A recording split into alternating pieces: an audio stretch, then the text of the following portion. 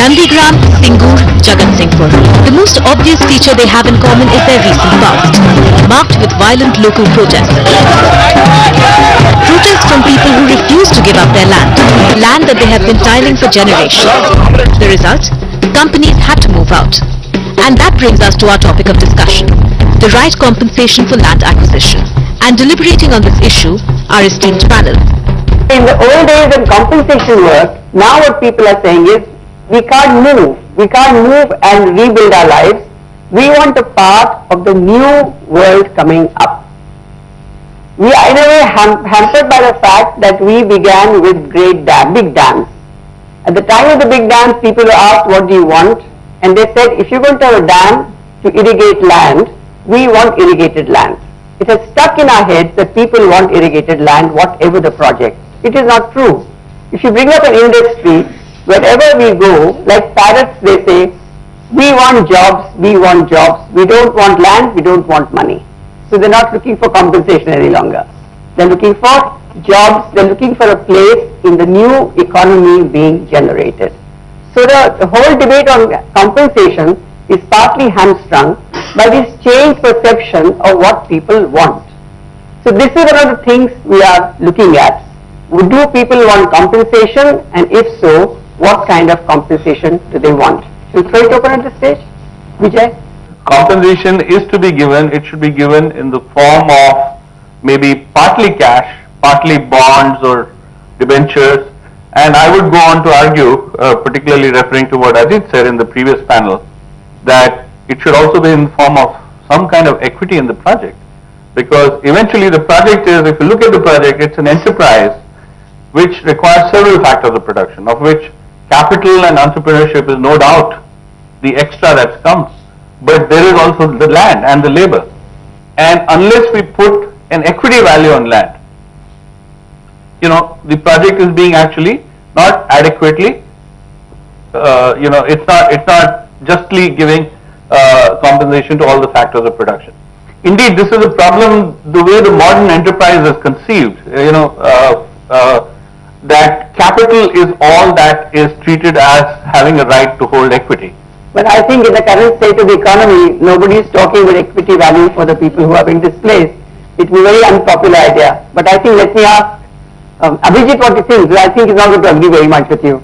West Bengal is a very interesting case of land acquisition and compensation for various reasons. One of the important reasons is that West Bengal is the only state where the sharecroppers are compensated by law. And when I investigated into this problem, that how the sharecroppers have been compensated, I found many interesting things. For example, the sharecroppers are compensated on the basis of the price of the crop that has been grown in the land for the last 3 years. And then I had to investigate into the problems that went with this kind of mechanism. So from the same land in West Bengal, you compensate. I'm just giving it as an example to expand the horizons of our interest regarding compensation. In the same land in West Bengal, you make a payment of compensation to the land title holder, and you also make a payment for the sharecroppers who are recorded sharecroppers who are involved in this kind of land. So I have collected case after case where I have seen that in almost every case, those lands were monocrop lands which I studied, that the sharecroppers invariably got much less amount of compensation, because of the reason that the crop that was yielded in those lands always had a lesser price than the market price of the land. And if those market price of the land in today's terms is minuscule, because when the Tatas were given land in Kharagpur area, the per acre rate which was given in 1991, you would be surprised to know, was only 20,000 rupees per acre. So in those cases even, the sharecroppers got 1/4 of what the land title holders received. But that is an anomaly because of the fact that the sharecroppers are the actual cultivators of the land, and the government of West Bengal, the name of my book comes Land, Law and the Left. The left-wing government, they were always proposing, they were always saying it was sharecroppers one of their major vote banks. And they were propagating, they still propagate, the government, that it is the left-front government who first recorded such number of sharecroppers. Which is true, surely. Which is true. But the fact is now, with the change of the policy, we also need to have some change regarding the payment of compensation for the sharecroppers. So would you advise then that if 20,000 is the price, whatever X, 1 lakh is the price, half should be given to sharecroppers? No, my argument is that the sharecroppers should be given compensation according to the West Bengal Sharecropper Act. In that act, if the inputs of the agriculture is supplied by the landowner, then the crops are shared on a 50-50 basis. If the input is given by the sharecropper, which is always the case, the crop sharing is on the basis of 75 rupees in favor of sharecropper and 25% for the landowner. So in case of acquisition too, this share should be maintained. What do you think that is? On arguing, saying that even the compensation dimension is something that has to be negotiated with the community, not just with an individual seller or buyer. How you do it is a different matter. And this is what is happening. What is happening is because you are not doing this systematically within a framework of collective bargaining, political parties are coming in. Also, you're losing I think the trust of the people has been lost. Almost irrevocably lost. So they don't really trust whatever price is being quoted to them. They don't believe they're going to get it in time, they don't believe it's the right price, and they don't believe they can live off it. I've routinely found that when they're living in the same area, they'll say, we paid X amount for this, and now the land is worth 20X. Yeah, but one more point. So they want some part of what the land has arrived at. One more element I want to add to the Vijay's list is time. My interest in this arose way back when I went to the Nagarjuna Sagar project in Andhra. And what I saw there was the long time that was taken in those days. It has changed now. They would notify the land. And then they would not actually acquire it till 7 years later. Yes. In those 7 years, that poor fellow could not raise 1 rupee in a loan. Yes. Nobody was ready to give loan once the land was notified for acquisition. And then 7 years later, the man gets compensation on the basis of the price at the time of notification. And it was terrible. Yes. And in those days, there was no attempt at even trying to give them a place to live or any such thing. And they became destitute. The people were displaced by Nagarjuna Sagar. And that's where my interest arose, that it was a completely blatantly, unfair is a very mild word.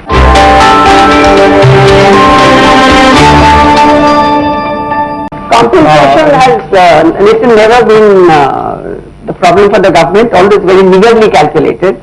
But when I was looking at the project proposal of Narmada Sardar Sarovar Dam, was that thick, and 3 paragraphs devoted to resettlement and rehabilitation, because the government feels very uncomfortable resettling rehabilitation, and they are not prepared to treat it as part of the compensation. That compensation is not just money, but helping them to rebuild their way of life. The reality today in India for many acquisitions for mega projects is that there is a disjunction, social disjunction. You are acquiring the land of tribals upstream to benefit people downstream who are not from the same community, and in many cases they are also different states. And this is creating a different class of tension. Even Nandigram. Even Nandigram, people do not know this that well, but even in Nandigram there is a problem. I think there is a fairly substantial Muslim population which has been displaced in Nandigram. You know where you see them? No, we are seeing them in Delhi.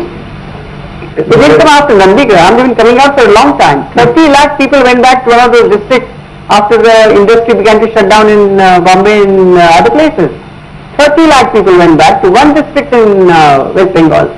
So they're not going to give away their land, but they want to look for work outside, which is not always going to be possible. And why did Remember Raj Thackeray pushing them out? And why? Because this is the only social security system I see. India is agriculture is a safety net. The diamond workers who are being displaced in Surat, where do they go? There is no safety net for them, Yes. other than that tiny plot of land they've got in Saurashtra. And similarly, your people who come from Calcutta or from West Bengal here, when they lose their job here, what do? Where do they go? So we have to recognize that for many people, the only source of social security in their life, even if they're not dependent on the land directly now, is that small plot of land. That's not a mental, emotional security, because certain states in India, they get their identity from being a landowner, even a minuscule patch of land. Well, Maharashtra now is 45% urban. 45%. And 45% urban according to the census, probably if you were to include It will be more. the large villages which are de facto urbanized, would probably closer So to people here are prepared to move away from rural occupations. Somewhere they are not, but it stays in their heads. They spend all their lives sitting in some city, living very miserable lives in some slum, but they're not prepared to say, let's do something back home, which lets us stay home as well. It's a mental attitude more than anything else. While that unearned increase should be given, 80% part is of too it, much. 80% may be too much, and that should be negotiated, but part of it should not be given to the individual owner, but precisely your concept, Nitin, that's the original community. And therefore, it should be used for precisely the kind of things that you talked about, building schools, vocational training centers, some basic health infrastructure, maybe connecting roads, or whatever else, water treatment plants, basically public goods, reinvestment in human capital, and if necessary, even some natural capital which gets destroyed due to the projects, reforestation, regeneration of water bodies, all of that requires investment, and that should be come out of this pool of unearned increase. By the way, in Brazil and China, as disparate economies as that, they are doing something like this, that you pour 8 to 10% of the profit back into not just the resettled community, but also into the host community. And you upgrade the whole area, and this goes on ad infinitum. So people, in that case, you're sort of saying, there is this, apart from acquisition, which is by now becoming very difficult, the willingness to accept price. You arrive at that, willingness to accept price of a community.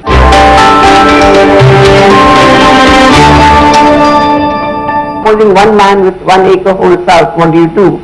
Well then, you have to apply the rule of majority and say if 70-30, 80-20, whatever you like, that if most people are willing to sell, you get the top of the price. And here I think the plan in India was that the government would be responsible for seeing that people are not cheated, that it can oversee the transaction and see that people get, if somebody is prepared to sell for 2 annas or 8 annas an acre, as has happened during famine time, that should not really happen, that they should get the proper price.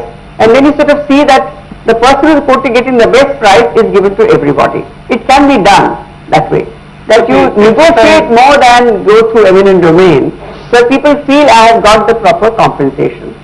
And the other thing that was tried in Gujarat was, if they develop a land, they sell back a certain percentage of it to the original owner at the development price. And say, do you want to use it for your own purposes here? Well, this is for urban development. It can be done. And then they feel, now I can put up a shop here, or I can rent it out here, and I'm getting continuous payment. It's some compensation. They're looking for continuous income. This is what I'm getting at. And how do you arrive at that? Let me go back to my field area again, because as an anthropologist, I prefer to look at ground realities, and let us see what people. I have been following a group of about 200 families for the last 15 years who got very paltry compensation due to the acquisition of the Tata Metaliks plant at least 15 years before the Singur case. So what these people, I have tabulated again and again, what these people are really doing with the compensation money when their monocrop land was taken away. So you see, if you look at my table, you will find that a large share, a large percentage of people were using this money for building up brick-built houses within the villages. This is interesting because after a few years, all these brick-built houses collapsed because they were not built properly. This is number one. Secondly, another group of people were marrying off their daughters at a very low age. This is another kind of social phenomenon. So is that because of money? Yes, because in those areas, giving away a daughter with a dowry is important, because once you have the money, a lot of money in your hand, so the first thing a father wants to do is to marry off his daughter. So this has happened. So paying off as dowry out of this compensation money has occurred. The third interesting thing was that at least 10% of my study population, people, and including tribals, they have actually repurchased land in the same area, which proves a point that even in a monocrop area where the government has miserably failed to build up those monocrop areas to double and triple crops, and now they are giving out this land for industries, people still want to buy land and they want to develop it. And if you add up in my sample the number of people who have really tried to develop their already possessed land, some of it have been acquired through the purchase of shallow tubers and all other kinds of things, then the percentage increases up to 15%, those who have used the compensation money for the development of agriculture in their own land. So my lesson is that the corollary of this, the moral of this field story is that in order to devise a truly sound compensation policy, one has to have a very good knowledge about the ground on which you are planning compensation. Are we doing enough to allow this family a continuing life? It's not just the money in the bank. He can't just, because it's money in the bank and he's still earning interest, you don't want him to end up as an idle drunkard. Sure. What you really have to look at is, am I doing enough to allow this person to lead a meaningful life? And this is why the business of not just looking at it as compensation, but seeing compensation, rehabilitation, etc. as one package. Not that, and we can give it in bonds, we can give it in this, we can give it in that. But that won't solve the livelihood issue. The package has to begin much earlier so that they get in tune with the new economy coming in. And more and more we are going to get into urbanization and going to get into infrastructure, going to get into related issues. I think dams are finished now. And compensation, I was saying to you earlier, compensation pure and simple is like involuntary retirement scheme. You get a lump sum of money, if you don't know how to use it, it will be finished in no time. People who get VRS are still looking for other work to do. They are not looking to put it in the bank and sit quietly, as you were saying. They are still looking for something to engage their minds and their time. And of course, livelihood is a different proposition altogether. So you're looking at something which always goes well beyond compensation now. And that's the only way you'll persuade people to give it to you. I think now we're into that bracket. And that is why I'm not sure that placing the responsibility entirely in the hands of a project authority will serve that purpose. The project authorities are not interested. They say we'll construct. They will not have that. Nor will they have the skills. Yeah. No. They will not have the skills which will take a community, resettle them in a certain area, re-establish agriculture, or help to train people in new opportunities. It may be running a shop, it may be running a repair station or something. Now that is why I think there is a case for treating, at least where large scale displacement is required, a much more systematic effort at public support for this type of rehabilitation, and the way to do it is through an independent entity. So we're looking at several issues here. I think many have come out as to how to make compensation a continuum so that people have something to fall back on, people have something with which they have a way of life, have a quality of life, and they can gradually start belonging to the new world that will be set up at their expense. Some expense they are going to bear, I think, in any case. At the same time, we need to be realistic that you Equity won't have livelihood continuity, because livelihood, which is agrarian, is necessarily dependent on larger amounts of land, and that's being taken away. So we have to confront the fact that there is livelihood discontinuity. And sometimes livelihood discontinuity cannot happen within the same generation. For example, if you've been a small farmer for 35 years and you're 50 years old, then at that stage you can't retrain to be a call center operator.